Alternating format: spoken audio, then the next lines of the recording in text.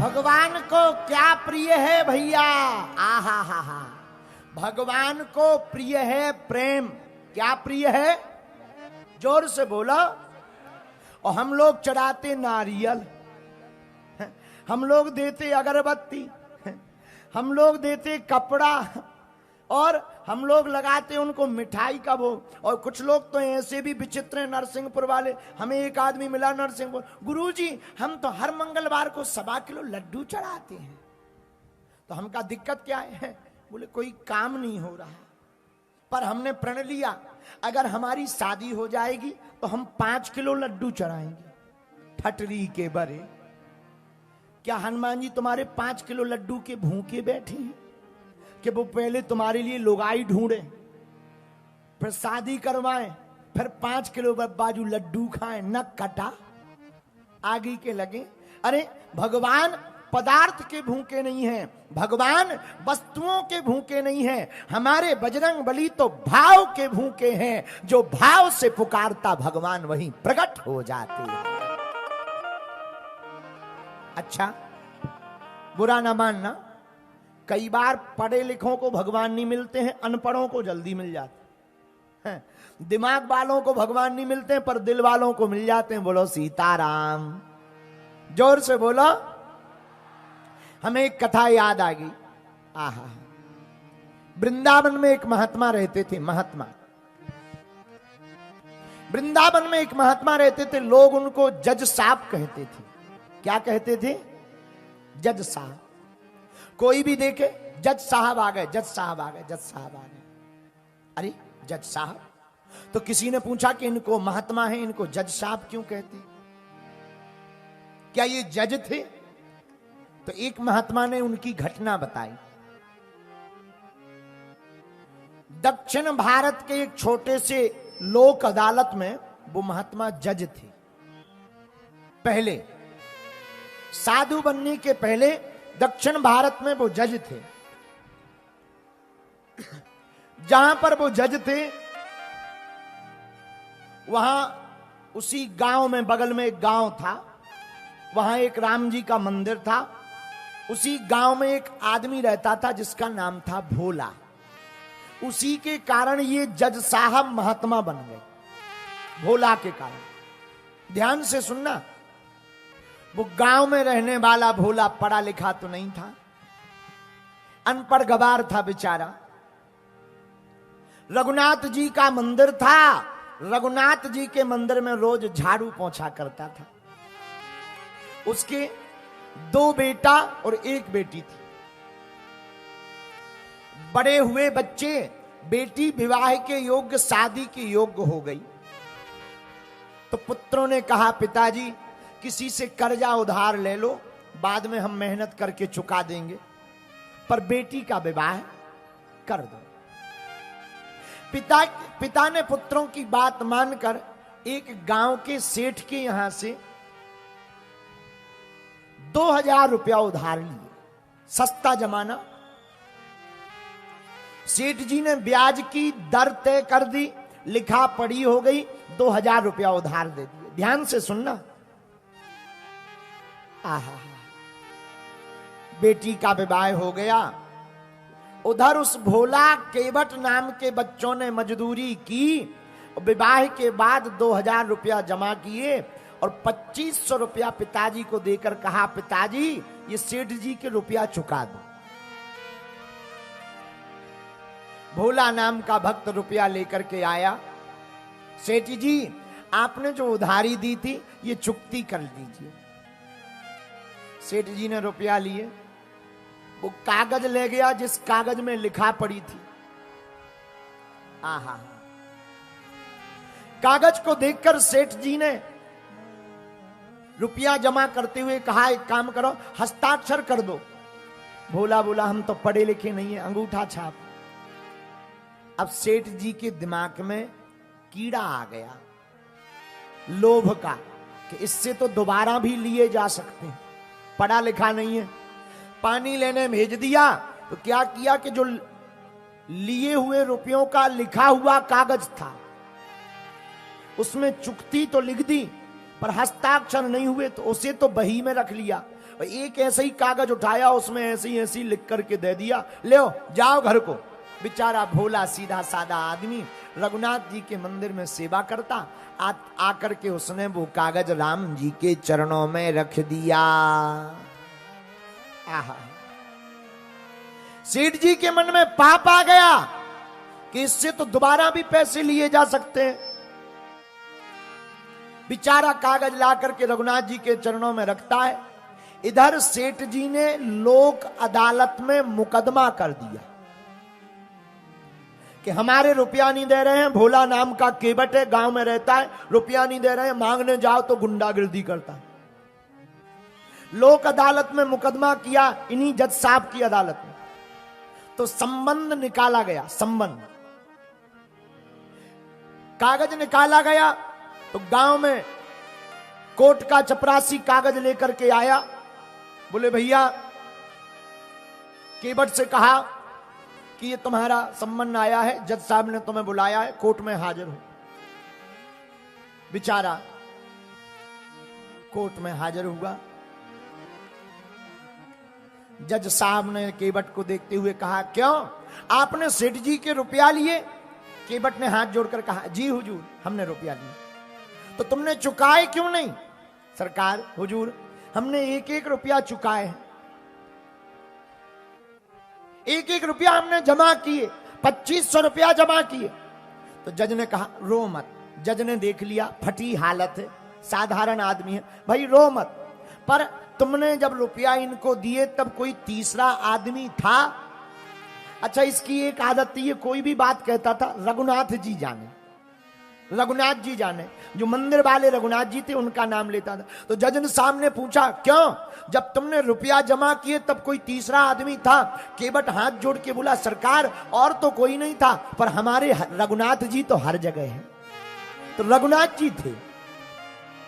जज साहब समझ नहीं पाए, उन्हें लगा रघुनाथ नाम का कोई आदमी।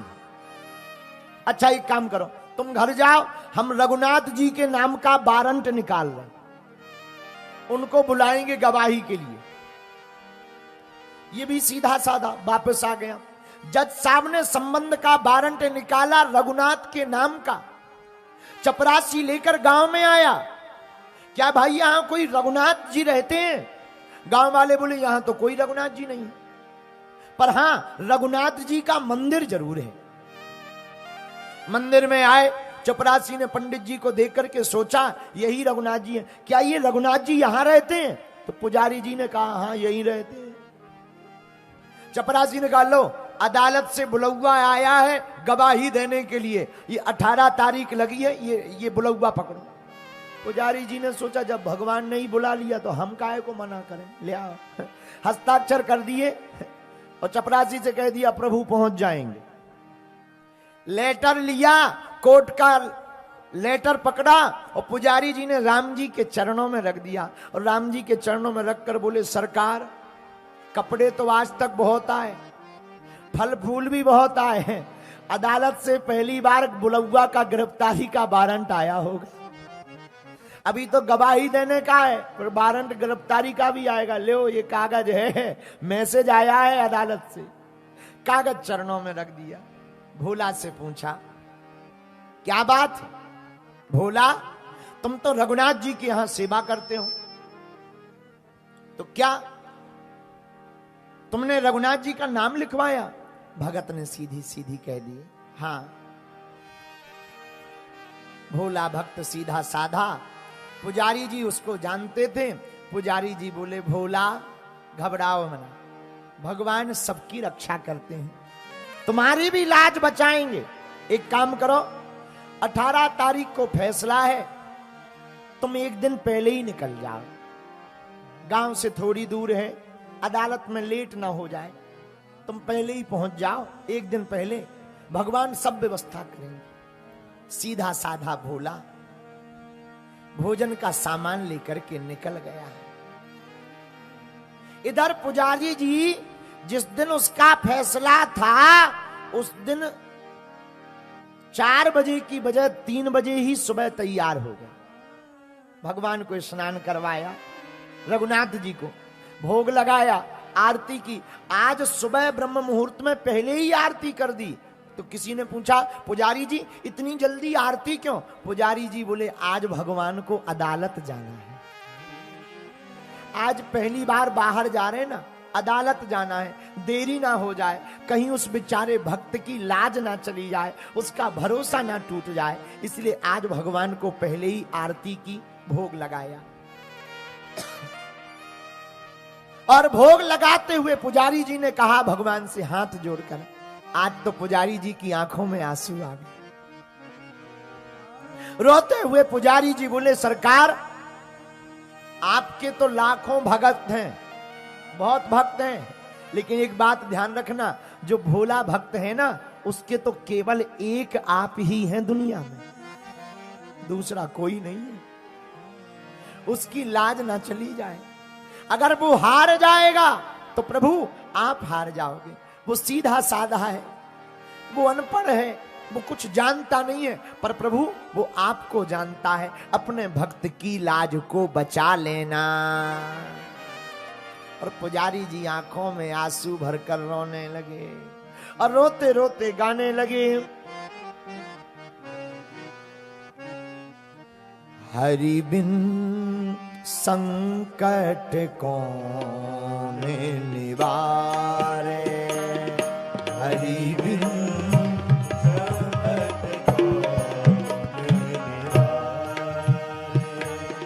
संकट कौन निवारे, संकट कौन निवारे,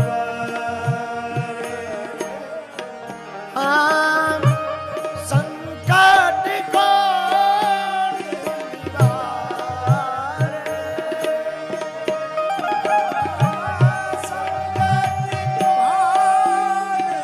निवारे, हरि बिन संकट कौन निवारे,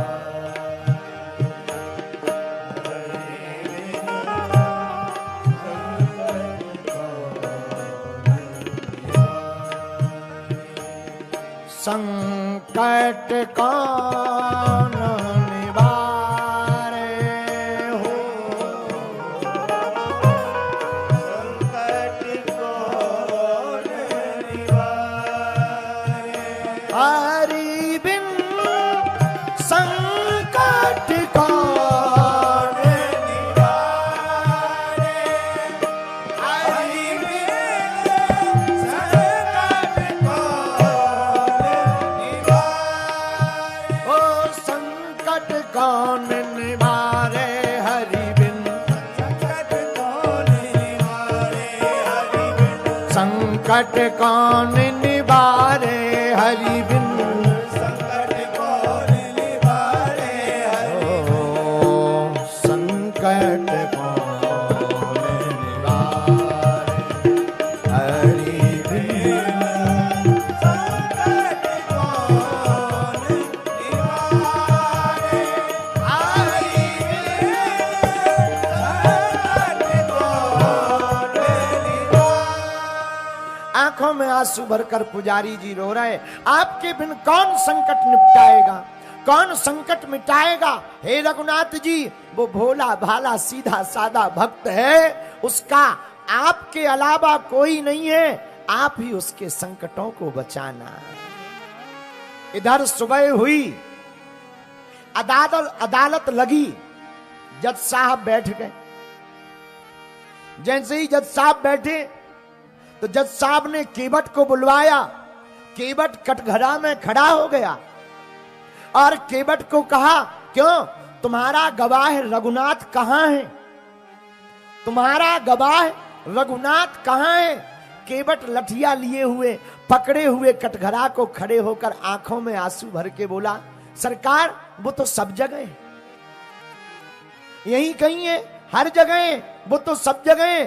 तो जज साहब ने चपरासी को कहा कि पुकार लगाओ, और चपरासी दरवाजे पर आकर पुकार लगाता है, रघुनाथ हाजिर हो, रघुनाथ हाजिर हो, रघुनाथ हाजिर हो। ऐसे 3 नारे जो लगाए हैं चाल लटपटी सी, एक वृद्ध की झुकी सी देह। चाल लटपटी सी, एक वृद्ध की झुकी सी देह, दुपटी फटी सी, शीश बांधे धर धाये हैं, हाथ में छड़ी लिए, तुलसी की माला पहने, माथे पर चंदन और रोली चढ़ाए हैं, साहब के सामने विनीत चपरासी के साथ आज रघुनाथ जी अदालत में गवाह बनकर आए हैं।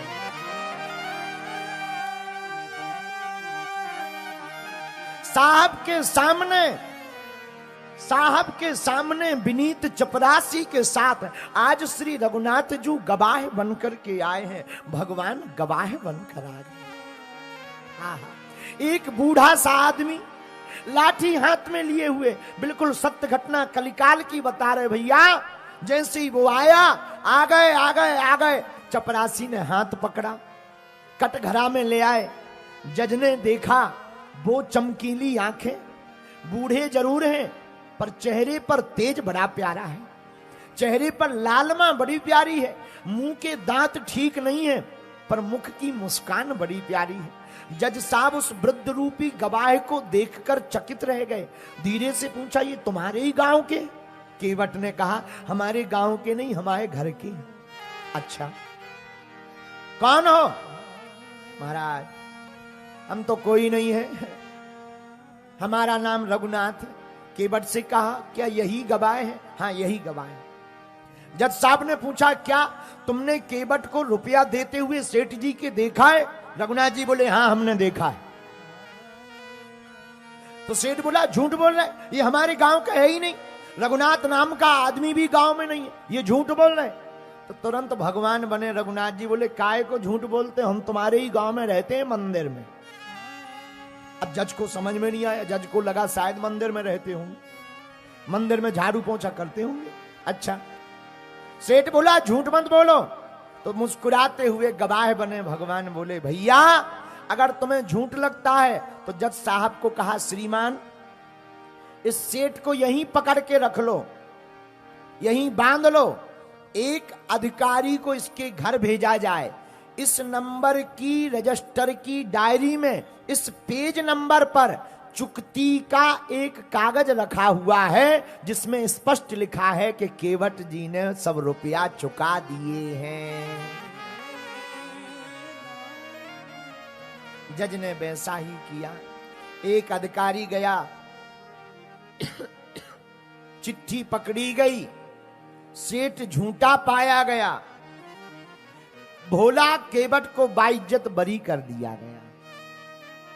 पर जज साहब से नहीं रहा गया तो उस भोले भाले केवट को अपनी केबिन में अंदर बुलाया और पूछा कि ये जो रघुनाथ जी हैं ये कहां रहते? केवट बोला, हमारे गांव में मंदिर में। अच्छा, इनका मंदिर है क्या? बोले, नहीं, इनका मंदिर नहीं है, ये मंदिर में ही रहते। तो क्या इन्होंने मंदिर बनवाया? नहीं, मंदिर इन्होंने नहीं बनवाया, ये मंदिर में रहने वाले। तो क्या ये मंदिर में इनका निवास है? नहीं, ये मंदिर में निवास नहीं, मंदिर ही इनका है। कौन है ये? रघुनाथ जी है, राम जी हैं। सीधी साधी बात जब केवट ने बताई तो जज की आंखों से आंसू आ गए और रोते हुए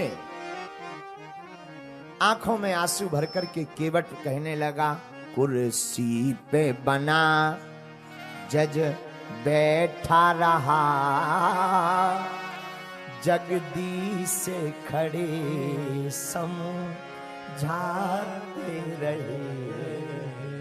आंखों में आंसू भरकर जज साहब कहते, शिव शारद नारद शेष गणेश, शिव शारद नारद शेष गणेश, नहीं ध्यान में जिनके आते रहे, नहीं ध्यान में जिनके आते रहे, सोई आज विनीत अदालत में, सोई आज विनीत अदालत में, केवटवा के गवाह कहाते रहे, सोई आज विनीत अदालत में बटुआ के गवाह कहाते रहे। जिन भगवान को नारद, शेष, गणेश, महेश जान नहीं पाए, लेकिन वो भगवान कितने भोले, सोई आज विनीत अदालत में कि बटवा के गवाह कहाते रहे। और जज आंखों में आंसू भर करके कहता, कुर्सी पे बना जज बैठा रहा, मैं कुर्सी पे बना जज बैठा रहा, और जगदीश मुझे समझाते रहे, जगदीश मुझे समझाते रहे। आंखों में आंसू भर करके उसी दिन से जज साहब ने नौकरी त्याग दी और महात्मा बन गए। भैया, इस कथा से सिद्ध होता है कि कलयुग में भी अगर कोई भाव से पुकारे तो भगवान गवाह बनकर के भी प्रकट हो जाते हैं।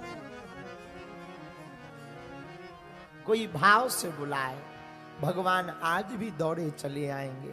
इसलिए तो कहते, राम भाव का भूखा हूं मैं, भाव ही एक सार है। रामचरितमानस की चौपाई सिद्ध हो गई।